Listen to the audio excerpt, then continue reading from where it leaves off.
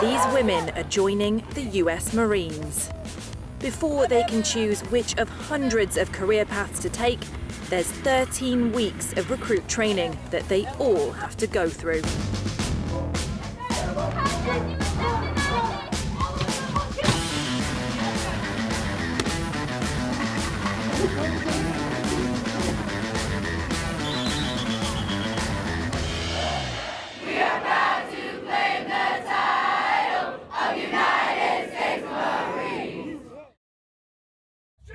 Scream out, sir! Aye, sir! Scream out, sir! Aye, sir! I'm not changing to grab all your crap, get my bus, and get my yellow footprints forward crew side by side. All my females will be in the first set of footprints. All my males will be in the third set of footprints. Forward crew side by side. Do we understand? Yes, sir! Do we understand? Yes, sir! Get up and get my bus right now. Aye, sir! There's a reason for all that shouting at these young men and women. We like to make everything a stressful environment because we get, teenagers from ages from 18 to adults from like 28 years old that have never been in a stressful environment like a combat situation, where if all of us Marines have served at least one tour, and we want to get them the actual experience what it's like to be in a situation where it could be a split second where you need to like physically help your brother from the left to right. Let's go, move faster, now scream out, sir! Aye, sir! They arrive on the bus, they receive the iconic yellow footprint speech from one of my senior drill instructors. It's one of the first impressions that they get from a drill instructor and a Marine. It's really intense, it's high speed, that kind of gets them in the mindset for what they have coming ahead. You will be respectful to all Marines, sailors, and spirit personnel on board this depot. Disrespect, whether through words, facial expressions, or gestures, will not be tolerated. Do you understand? Yes, sir! After that, more shouting. Yes, sir! You can't contact your mouth. It's yes, sir, no, sir, or aye, sir. But they're about to mark a big moment. The silver doors signify the transition into US Marine life, where they had better follow orders.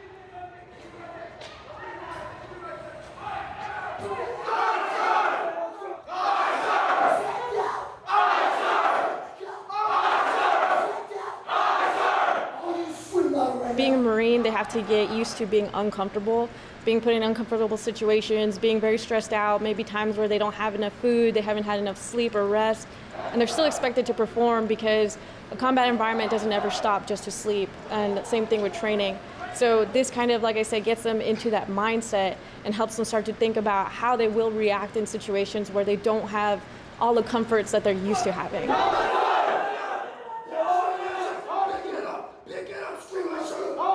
So why would anyone sign up for this? I've always wanted to be in the military, but I didn't know what branch, and the Marines are the best, so I don't want anything less than that. I always wanted to join the military as well. It was just a matter of finding which branch, and I thought joining the Marines would be the most honorable way. Well, I just think it'll make me more successful later on in life, and they just open up the jobs, the infantry jobs to women, and that's really one of the reasons why I joined. It's the most challenging, and I like the challenge of putting myself in overcoming challenges. But even on day one, those challenges aren't just physical. The phone call will be the only contact that they have with any of their next of kin. They only get one phone call. It's very brief, and it's scripted. Do not send me food or both items in this trip. I will contact you in 79 days with my letter with my new address.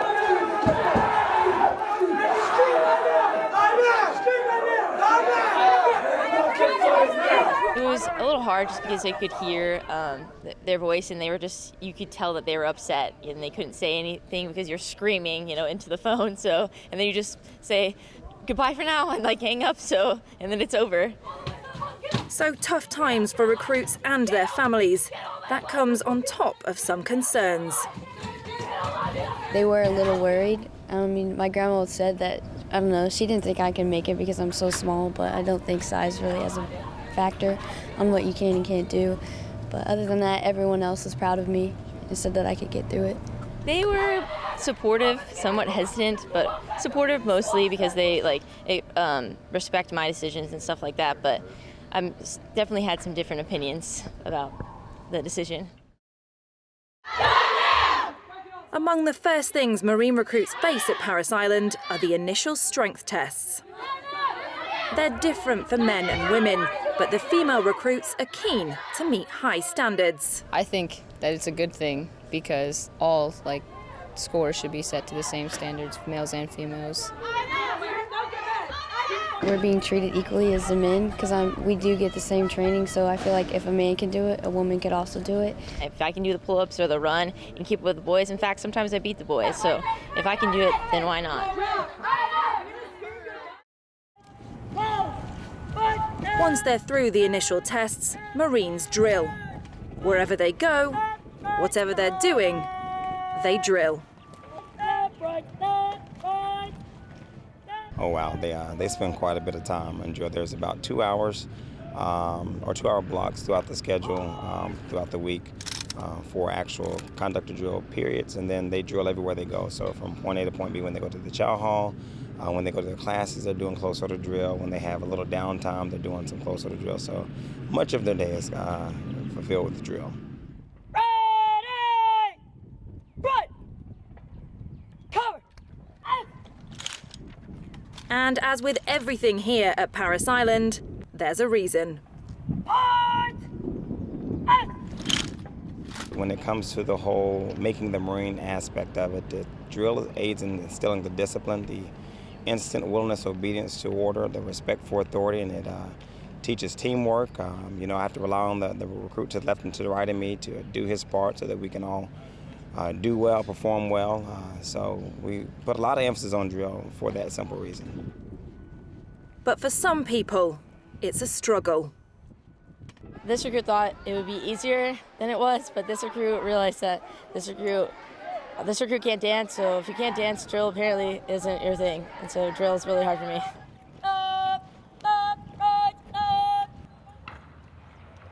But if learning to march is tough, they even have to learn how to sit. Wow, that's a pocket right there. There's no elbow there. Right now we're doing the sitting, but throughout the week we teach position, like sitting, kneeling, standing, prone, at least 3 hours, 4 hours for every single position we do a while. It helps build their muscle memory, so that way when we go down the range it doesn't take them a long time, because everything we shoot has a time limit. So if you don't reach your time limit, you're not going to go on to continue training. Once they've learned how to sit, kneel and lie down, they can then start learning how to shoot. So right now we're doing our initial course of fire. It's like one of the most important things you have to do, because what we're doing right now is teaching them the fundamentals, and we have different courses of fire inside the Marine Corps Marksmanship that is going to test their fundamentals with faster reaction, basically. So right now they're learning all that, and then in table 2 it's compressed fundamentals. That way they're using all this in like 7-second time frames and stuff like that. They're doing pretty well. They're kind of on track, so they're doing really well, and better than what's usually expected for the first phase recruits.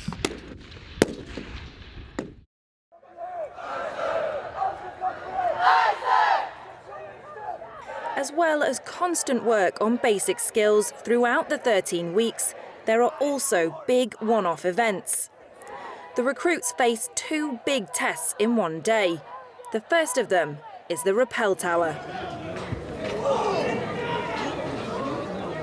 Despite the risks, for a lot of the female recruits, it's the kind of challenge they love.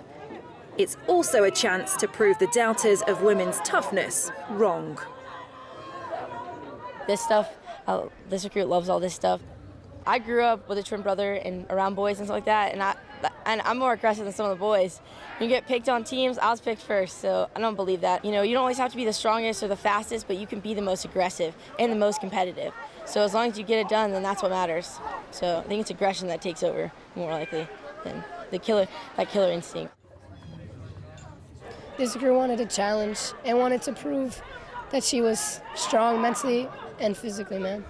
This recruit always has to do stuff, can't just work out and then go home and sit on the couch. But while while the rappel tower is just another challenge for some, it's a real test for others.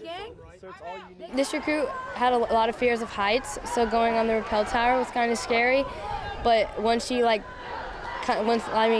tell you to go, you can't really back out of it. So it's just one of those things you have to overcome. Did you tell anyone about a fear of heights? This recruit just went on with it. She knew that she had to do it, so it was one of those things where she couldn't back out of. So when they tell you to rappel, you just have to rappel. It's something new and something cool, like to say you did it. This recruit loves to try new things, so I think it'd be fun. That'll be the Parris Island gas chamber she's talking about. It's the initial training, so they get the basic confidence in their gas mask, so they know they can go into a real-world contaminated environment, and the mask will work, and they can perform any job or mission that they are faced with. They said it was painful, and they said to make sure your mask, they gave like tips and stuff like that. And if you have sinuses, or everyone has a cough here, really, so it'll clear it all up. The recruits wear their gas masks into a room filled with riot gas. They're shown how good the seal on their face is by what happens when they break it and let the CS gas in. They're not used to the burning sensation of their eyes, lungs, nose, mouth, skin, all that combination burning all at once.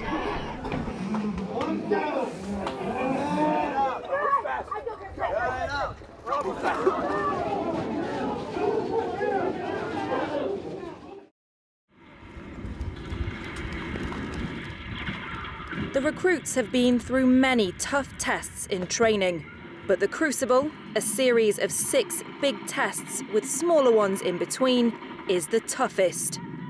They face long marches, assault courses, unarmed combat, and skirmishing.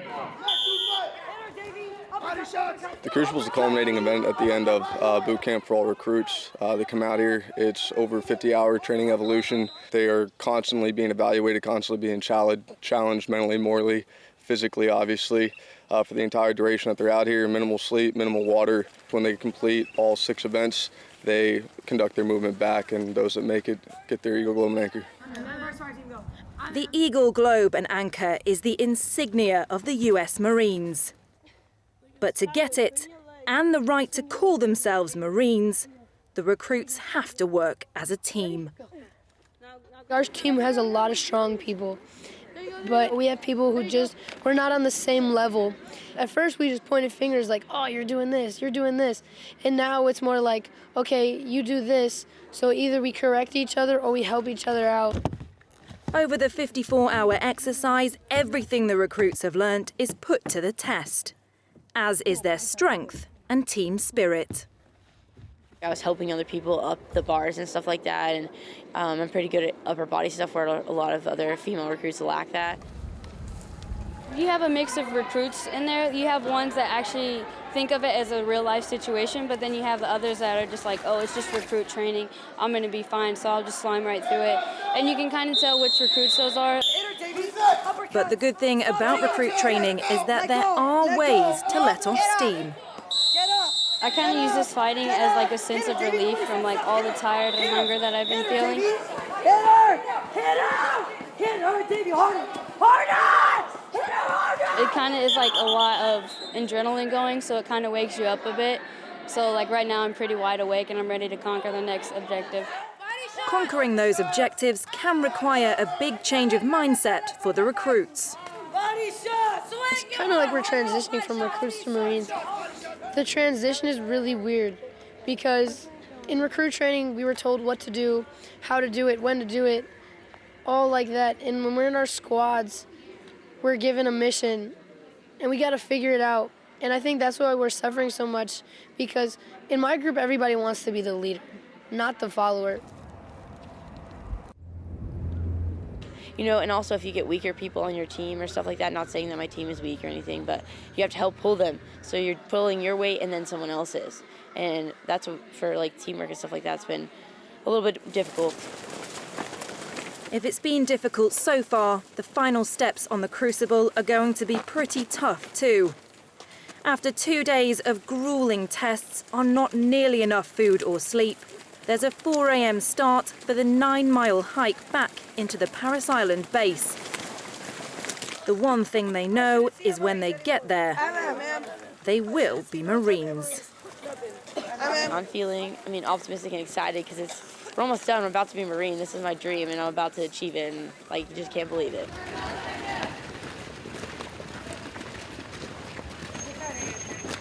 It's a pretty good pace, but my gear wasn't set right, so it kind of. But I'm pretty pumped. I'm excited. That's more. I'm excited, and that's what keeps me going. I'm feeling good. I like to talk to Davey a lot because it keeps my mind off of how I'm feeling and how much farther we have to go. Because the more you think about it, I think the more it will slow you down and cause more physical pain to you. Just a mental thing. So I'm feeling pretty good right now.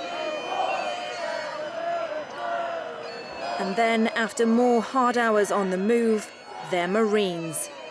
Making it back to this sign at Parris Island is the moment they know they're about to get the insignia of one of the world's most famous military units.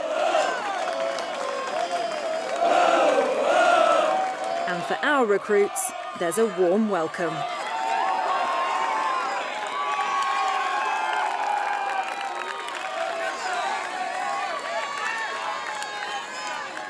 We stopped, and there were a whole bunch of people clapping for us. And I was like, whoa, what's going on? And I looked to my left and right, and my sisters, they're crying. I was like, wow, this is gonna happen. Did you shed a tear today? Yes, ma'am. Yes, ma'am.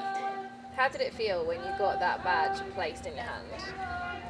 Oh, I just grasped it. I didn't want to let it go, and I didn't. I don't think I took it out of my hand until we went to chow. I caught a bunch of trills, and I felt really proud because this is something I've wanted to do for a long time. It feels good to be a United States Marine.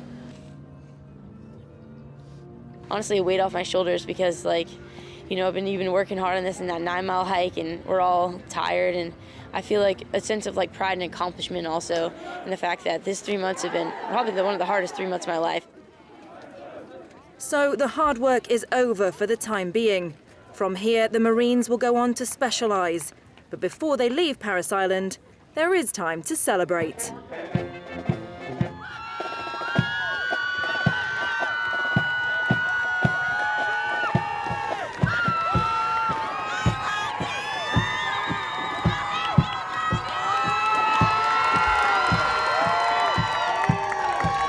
Excited and for the future and stuff like that, to see what the Marine Corps holds, and I'm really proud of myself, I guess, the accomplishment, and I feel, I don't know how I feel, just really overwhelmed and excited, and I'm just ready to go see what my future holds.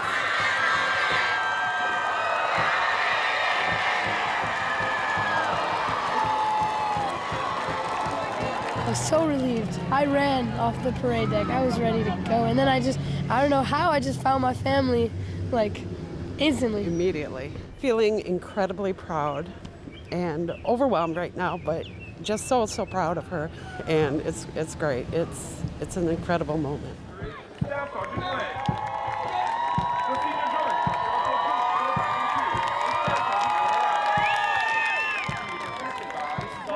Great. It was a long, hard journey, but in the end, it's worth it in the end. And you kind of realize throughout training, it doesn't really get easier, but you tend to adjust, so it's not as stressful and hard anymore. And you do start becoming closer with all the girls in your platoon, and it's really nice. I know she's going to do great, and I'm really proud of her. And what are you going to be doing? She's got a couple of weeks at home now. How's that going to be? You going to spoil her? Very much so. Very much so. And if you think women are in the US Marines because of political correctness, bear in mind two things.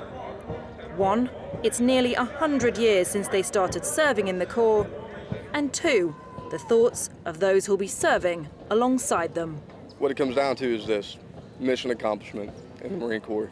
Whether you're male, female, what your orientation is, what your race is, your creed is, I can personally say that if people do hold those things near and dear to them, it's because they have not truly been in a situation where they have to truly rely on anybody. I can tell you that when you are downrange and you're operating, whether you're the guy on the ground that's conducting the missions, if there's a mortarman that's a male or female 4 clicks away that's going to give you support when you get in contact, you're not going to care. If you get shot or blown up and that helicopter is going to come pull you out, you do not care what the religion, race, sex of that person is that's going to be stitching you up. So the respect will always be mutual as long as the individual, not based on who they are, what they are, can do the mission and they're not a liability to the unit. That is the vast majority of the point of view that I've experienced. That regardless what the media or regardless what culture is saying right now, that's not our responsibility. At the end of the day, as long as we can have mutual trust in each other, regardless of what variable, that we're going to go downrange and be able to accomplish the mission, and you're not going to be a liability to me and I not to you, then indifferent to any other fact.